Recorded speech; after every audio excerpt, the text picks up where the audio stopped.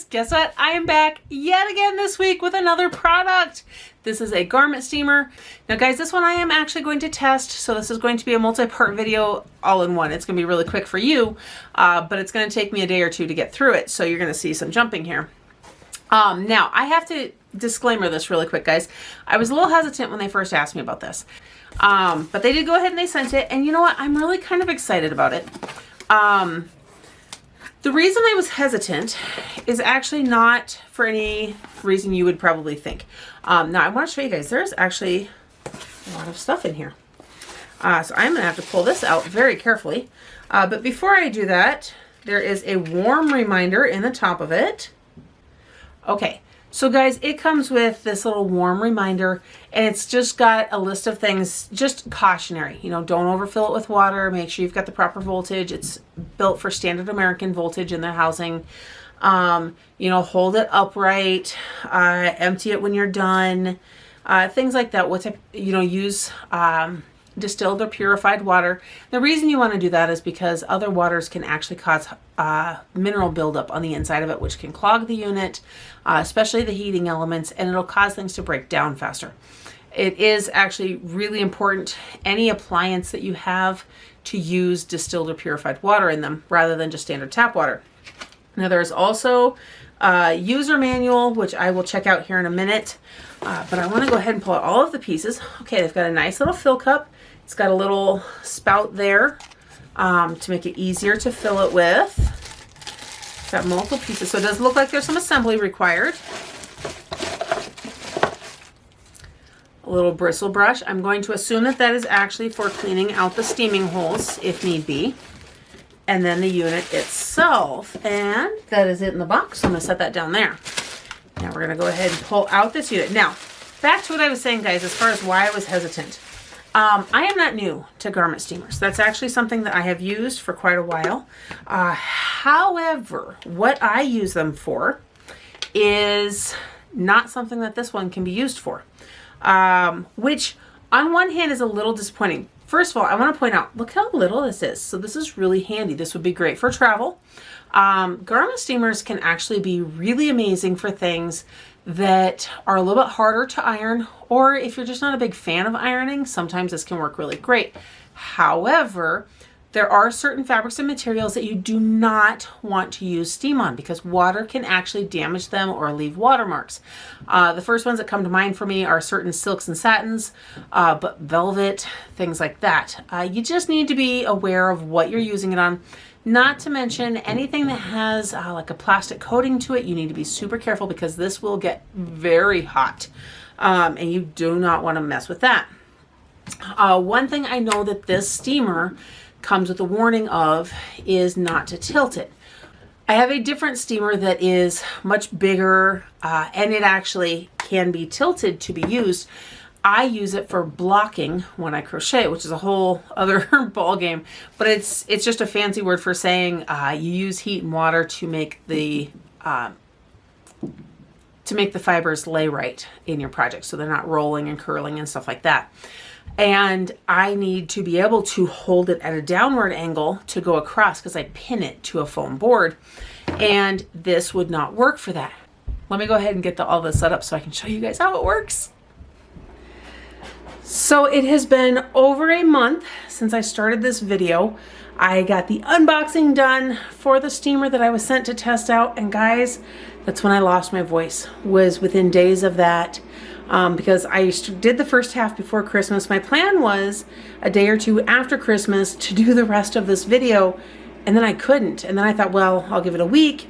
Guys, it took me over a month to get my voice back, and every now and then I still feel like I get really gravelly. So I don't know what was up with that. I was diagnosed with laryngitis. I've had that before, but it was crazy. So anyhow, moving beyond that, guys, I am finally ready to show you the steamer in action. Now, because it's been over a month, I don't fully remember everything I said. So forgive me if some of this is repeats. I am building up some steam here. Okay, so guys, one thing I'm learning. Now this, it has an on-off switch. It is turned on. Excuse some of my dishes here in the background. I've got clean stuff in the drying rack still. Now this has started bubbling and boiling. But there is no start stop. So when it starts, when it's boiling, sorry, I'm not even like showing my mouth there. When it starts, guys, it is just going. So this is a really simple steamer. It doesn't have a lot of fancy options, but it's going to get the job done, or it should. So what I have up here is I have a valance above my kitchen window that you can clearly see has some wrinkles and other stuff. We're going to take this to it and put it to the test. All right, guys. I'm not sure what it's going to take here for you to be able to, you can hear it. This is boiling away in there, causing steam. So we are going to start. We're going to come right down this crease line.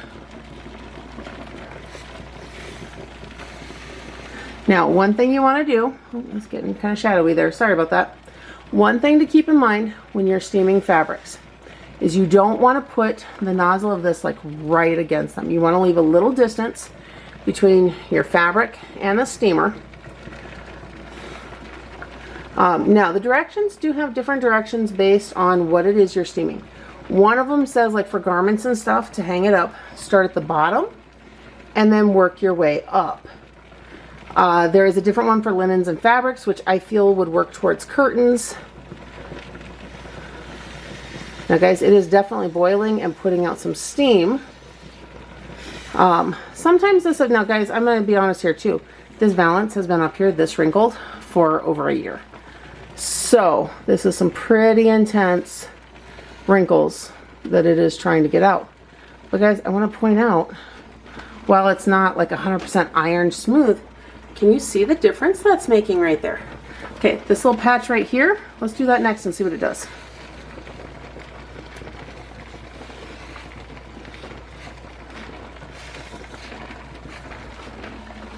Guys, check that out. Okay, now I know my lighting is kind of sad in here because of the light outside plus the light above it. So I'm gonna, you guys can see this valance here. I'm gonna run through and do the whole thing really quick and show you what it looks like. Okay, guys, check it out.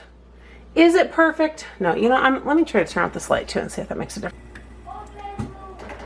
You guys might be able to see, even though it's darker, looking through that valance, whether or not the wrinkles and stuff. Guys, did it do the job? Absolutely. Could I have done even better with a hand iron and an ironing board? Probably. But you know what, guys? For one, I didn't have to take it down to do it. Two, actually, let me flip this and tell you guys my other reasons. Okay, so could I have done a better job with a hand iron? Yeah, I could have. But for one, it requires taking it down, which I really don't feel like doing right now. But that really wasn't the point either. While this is a simple cotton valance and very much could have been ironed, what I want to show you guys is that a lot of the curtains in our house are actually, of course I'm going to grab one that's not, a lot of them are blackout curtains, and they have a sort of like plastic backing, which cannot be ironed on very high heat, which means to take out wrinkles and stuff when they're brand new out of the package, you really need something like a steamer that's not going to damage that. I do highly recommend, though, know your material. If you have satiny curtains or something like that, they will absolutely leave watermarks. And when that happens, guys, you're gonna have to do all sorts of stuff to get those watermarks out, and that's not a lot of fun. So a steamer can be incredibly helpful. I don't use them for a ton of stuff traditionally. Curtains are actually one of my favorite things to use steamers for, because if you do pull your curtains down and wash them and stuff, you can actually hang them back up and then go through with the steamer to get any wrinkles out from being washed and dried. Rather than having to iron them and everything else, because guys, I hate setting up the ironing board. It takes so much time and effort. Even though I know you guys see it in the background sometimes down in my craft room, it's not always set up. And no, it's not, guys, that makes me sound lazy, I know, but time is very critical to me because I have limited amount of time. Anyhow, the biggest thing though, guys, oh, maybe this is a better angle. I don't know what, nah, see the lighting. It's that, the outside light. I should have done that when it was nighttime. Oh well. Anyhow, guys, this steamer, I will put a link to it down in the description box below. It is a very basic steamer. Like I said, it does not have a start-stop option. I do own some of those.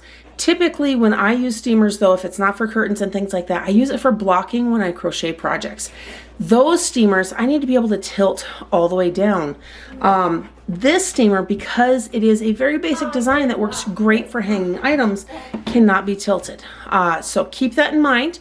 Depends on what you're looking for. If you're looking for something like this, just to treat curtains really quick and easy, this is absolutely your way to go. Very cost effective and perfect for that. Not to mention, guys, look at the compact size. This is something that's going to be super easy to store if you live in a smaller living space, and will work great for that. And again, could even eliminate the need for an iron and ironing board, which take up even more space, because this is actually smaller than my iron that I use. So something else to keep in mind. If you have any questions or comments, leave it in the comment section down below. Don't forget to check out that link in the description box. And in the meantime, guys, I hope that you're having a blessed day.